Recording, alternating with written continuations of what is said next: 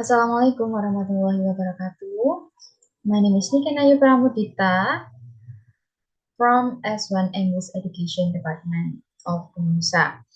So here I will tell you about recount text.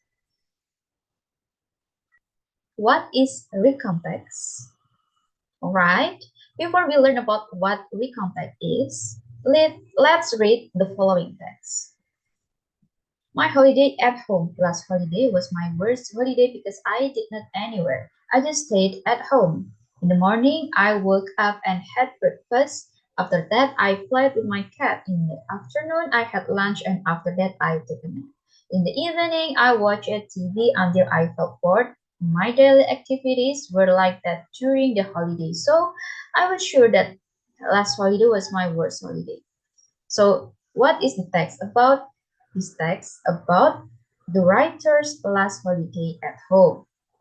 So, this is the example, the one example of recount text. So, recount text is a kind of text that retells events or experiences in the past. In the recount text, there are three general structure. Number one is orientation. Number two is events. And number three is reorientation. But in here, reorientation is optional.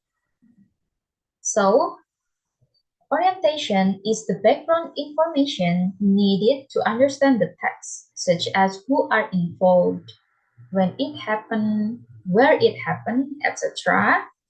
Then, events is a series of events in a chronological sequence. And the last is reorientation, but this is the optional one. So reorientation is a personal comment about the event or what happened in the end. So that's all for me about the context. Thank you. Wassalamualaikum warahmatullahi wabarakatuh.